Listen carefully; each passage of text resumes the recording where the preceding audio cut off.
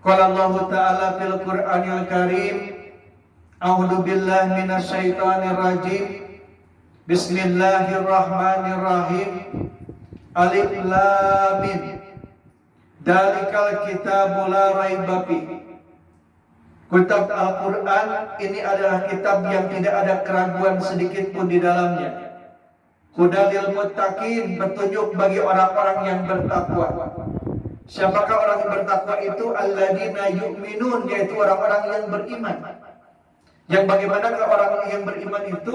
Alladzina yu'minuna bil ghaib.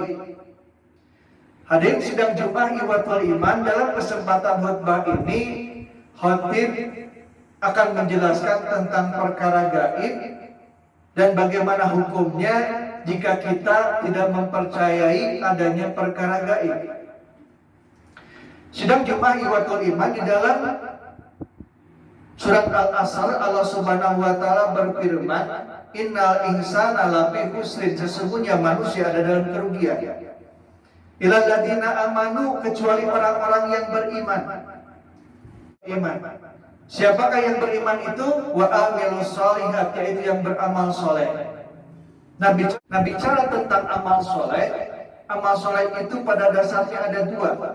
Ada amal soleh yang sifatnya vertikal, hablum minallah, amal soleh kita kepada Allah. Dan ada amal soleh yang sifatnya horizontal, amal soleh kita kepada sesama manusia, hablum minanas. Nah, sebanyak apapun amal soleh kita kepada sesama manusia, ini di akhirat nanti sama sekali tidak akan ada harganya, tidak akan ada nilainya jika kita mengabaikan amal soleh kita kepada Allah Subhanahu wa taala. Jadi kalau kita ingin agar amal soleh kita kepada sesama manusia ada harganya, ada nilainya di akhirat nanti, maka jangan pernah mengabaikan amal soleh kita kepada Allah Subhanahu wa taala. Nah, amal soleh kita kepada Allah Subhanahu wa taala yaitu dengan melaksanakan perintahnya. Perintah-perintah ibadah, terutama ibadah-ibadah yang ada di dalam rukun Islam. Karena rukun Islam adalah syarat diakuinya status keislaman seseorang di mata Allah Subhanahu wa taala. Salat, zakat, saum, dan ibadah haji jika mampu. Nah, ini adalah ibadah rukun Islam. Nah, ibadah rukun Islam kita ini pun ini tidak akan ada harganya, tidak akan ada nilainya di akhirat nanti jika apa? Jika kita tidak memenuhi rukun iman. Kenapa? Karena syaratnya ibadah itu harus dilandasi dengan iman. Nah, sehingga dalam ayatnya, dalam firman-Nya, sebelum kalimat tu'amilus sholihat yang artinya harus beramal soleh, nah kalimat sebelumnya itu adalah ilal ladina amanu, harus beriman dulu. Nah, maka ini menegaskan bahwa ibadah, bahwa amal soleh itu harus dilandasi dengan iman. Syaratnya diterimanya itu harus dilandasi dengan iman. Apa iman itu? Nah, iman itu artinya percaya. Baik secara istilah, secara harfiah, secara hakikat, secara syariat, secara etimologi, secara bahasa, iman itu artinya sama, yaitu percaya. Percaya terhadap apa? Percaya terhadap adanya perkara-perkara gaib. Apa itu perkara gaib? Perkara gaib adalah perkara yang tidak nampak, yang tidak bisa terlihat oleh mata, tidak bisa terdengar oleh telinga, tidak bisa teraba oleh raga, tidak bisa artinya tidak bisa ditangkap oleh panca indera. Dan termasuk tidak mungkin bisa dicerna oleh logika akal manusia. Nah, itu adalah perkara gaib. Jadi orang yang beriman itu harus percaya terhadap adanya perkara gaib. Dan perkara gaib itu tidak bisa ditangkap oleh panca indera, termasuk tidak akan bisa ditangkap oleh logika akal manusia. Nah, maka perkara-perkara gaib jangan dipikirkan.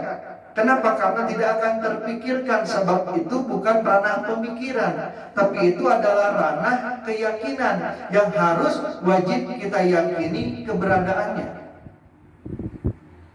Kenapa kita wajib meyakini adanya perkara gaib? karena mempercayai adanya perkara gaib ini merupakan rukun iman yang merupakan syaratnya iman yang paling utama. Percaya terhadap adanya perkara gaib ini merupakan ciri dan syarat orang beriman. Kata siapa? Kata Allah Subhanahu wa taala. Di dalam Al-Qur'anul Karim surat Al-Baqarah Allah berfirman alladzina yu'minuna bil ghaib. Ciri orang beriman itu wajib percaya terhadap gaib. Nah, surat Al-Baqarah ini adalah surat pertama di dalam Al-Qur'anul Karim. Jadi surat pertamanya itu bukan surat Al-Fatihah. Al-Fatihah itu adalah surat pembukaan. Artinya Al-Fatihah ini pembukaan. Nah, maka surat pertamanya adalah surat Al-Baqarah. Dan di dalam surat Al-Baqarah ini pun adanya di ayat-ayat awal. Nah, maka ini menegaskan kepada siapa yang akan membaca Al-Quran, mempelajari Al-Quran, mengkaji Al-Quran, yang mau mendalami agama, yang mau beragama, maka wajib meyakini adanya perkara-perkara gaib. Wajib beriman dulu. Artinya wajib percaya terhadap adanya perkara-perkara gaib. Kenapa? Karena kalau tidak beriman, tidak percaya terhadap adanya perkara gaib, maka pasti kita akan menyalahkan kitab kandungan isi kitab suci Al-Quran. Jika tidak beriman, tidak percaya terhadap adanya perkara gaib, maka pasti akan menyalahkan isi kandungan Al-Quranul Karim. Jika tidak beriman, artinya tidak percaya terhadap adanya perkara gaib, pasti akan menganggap bahwa Al-Quran ini adalah cerita dongeng. Kenapa? Karena di dalamnya menjelaskan adanya perkara-perkara gaib. Sedangkan perkara-perkara gaib adalah perkara-perkara yang sangat tidak logis, tidak realistis, tidak rasional, tidak masuk akal. Nah, hadirin sidang Jumat Ikhwatul Iman, perlu hakim tegaskan bahwa meyakini adanya perkara gaib ini merupakan rukun iman yang paling utama.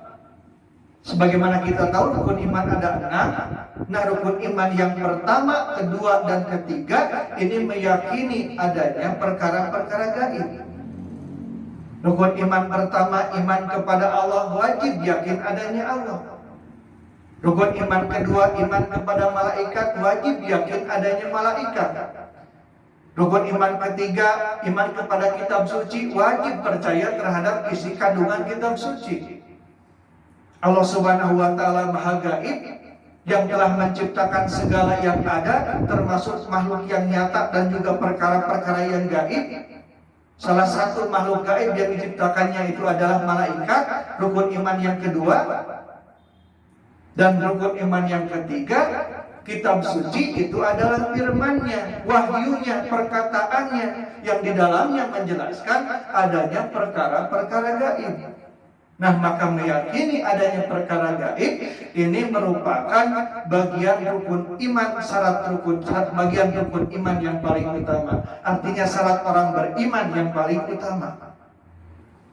Nah, hadirin sidang Jumat Ikhwatul Iman, perlu kita ketahui bahwa semua agama ini di dalam kitab sucinya menjelaskan adanya perkara-perkara gaib. Agama Islam, agama Kristen, agama Hindu, agama Buddha, agama Konghucu, agama Yahudi, semuanya di dalam kitab sucinya menjelaskan adanya perkara-perkara gaib. Menjelaskan adanya surga, adanya neraka, dan adanya perkara-perkara gaib lainnya. Nah, maka meyakini adanya perkara gaib ini syarat orang beragama. Maka orang yang beragama wajib meyakini adanya perkara-perkara gaib.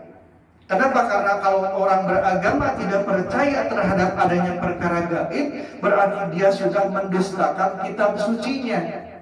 Menganggap dusta, menganggap bohong terhadap kitab sucinya. Karena dalam kitab suci semua umat beragama itu dijelaskan adanya perkara-perkara gaib, adanya surga, adanya neraka, dan adanya perkara-perkara gaib lainnya. Nah, jadi kembali lagi, ciri orang beriman, syarat orang yang beriman itu alladzina yu'minuna bil ghaib, wajib meyakini adanya perkara-perkara gaib. Perkara gaib yang mana? perkara gaib yang dijelaskan di dalam kitab suci Al-Quran. Jadi bukan perkara-perkara gaib yang berbau mistik, berbau magic, berbau klinik, hurapat, tahayul dan sebagainya. Tapi perkara-perkara gaib yang dijelaskan di dalam kitab suci yang merupakan firman Tuhan, wahyu Tuhan, perkataan Allah Subhanahu wa taala. Nah, hati-hati jangan mudah percaya terhadap ada perkara-perkara yang berbau mistik, berbau magic, berbau klinik. Kenapa? Karena itu bisa menjerumuskan kepada keyakinan syirik. Dan keyakinan syirik ini adalah dosa yang paling besar yang tidak akan bisa diampuni oleh Allah Subhanahu wa taala. Dosa syirik adalah dosa yang paling besar, saking besarnya tidak diampuni oleh Allah Subhanahu wa taala. Sebagaimana Allah berfirman, "Innallaha la yaghfiru ayyushraka bihi wa yaghfiru ma duna dzalika liman yasha." Bahwa Allah tidak akan mengampuni dosa syirik dan Allah akan mengampuni dosa selain itu bagi siapa yang dikehendakinya. Barakallahu li wa lakum. Alhamdulillah wa syukru ala nikmatillah, asyhadu an la ilaha illallah wahdahu la syarikalah wa asyhadu anna Muhammadan abduhu wa rasuluh. Allahumma shalli ala Muhammad wa ala alihi wa sahbihi ajma'in.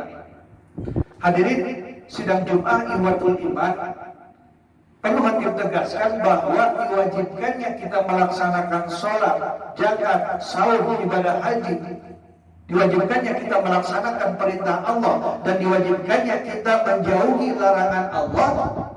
Ini melakukan dosa-dosa, melakukan kemaksiatan, kebongkaran, kezaliman.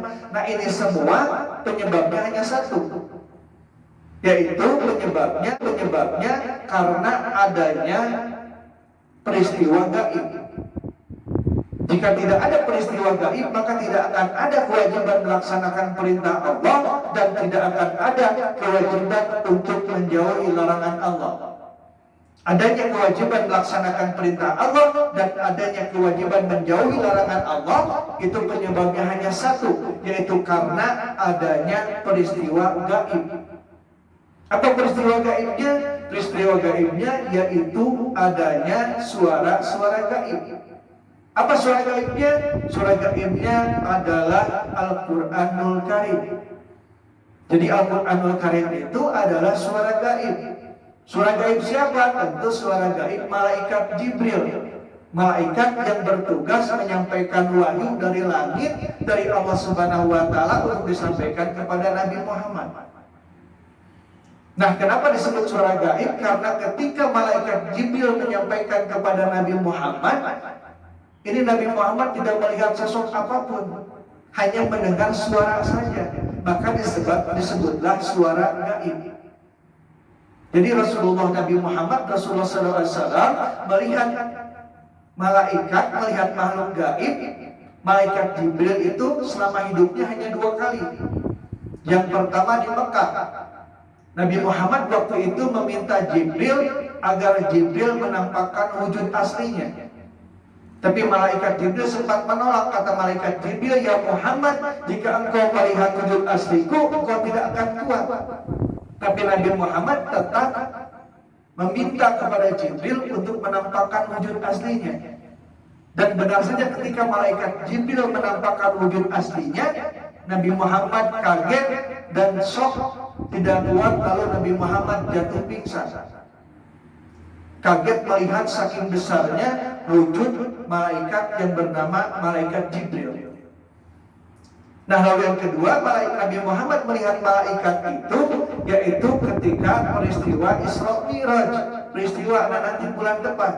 Peristiwa Isra Mi'raj itu Nabi Muhammad melihat malaikat Jibril. Jadi selama hidupnya Nabi Muhammad melihat malaikat itu hanya 2 kali. Nah jadi malaikat dan perkara-perkara gaib itu sudah pasti adanya dan wajib kita meyakini adanya.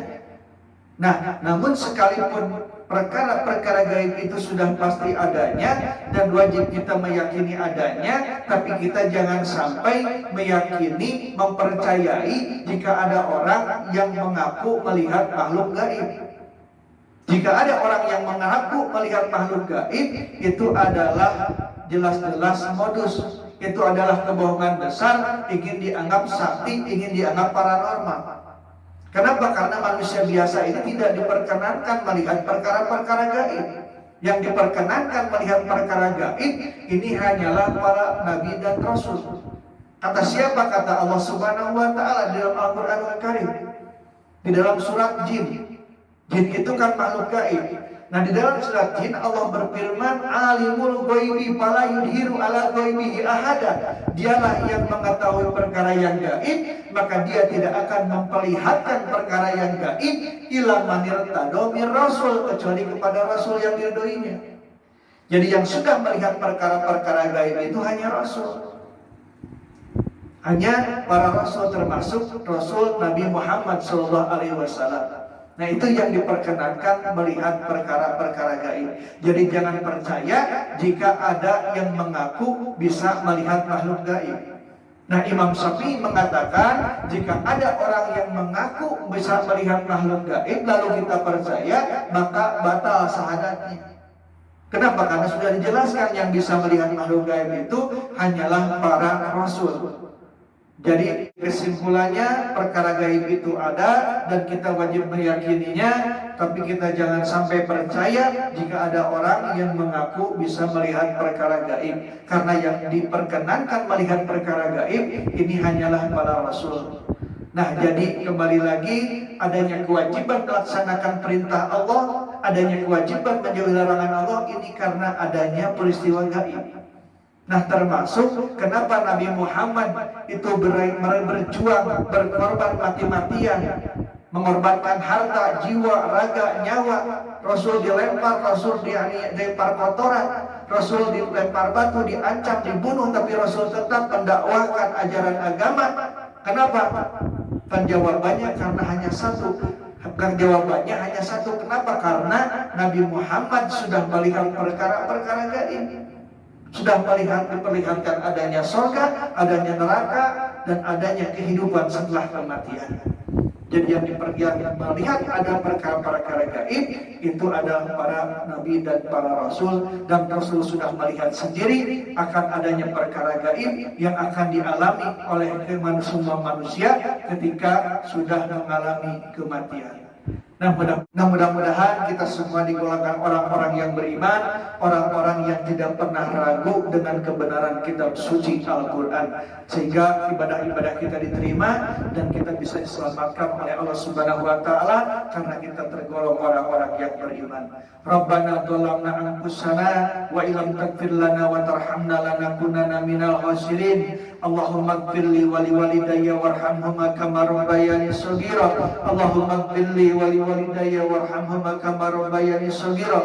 Allahumma inni as'aluka imanan kamilan wa imanan daiman wa yaqinan shadiqan wa ridqan wasi'an wa qalban khashi'an wa lisanan dzakiran wa halalan thayyiban wa taubatan nasuha wa taubatan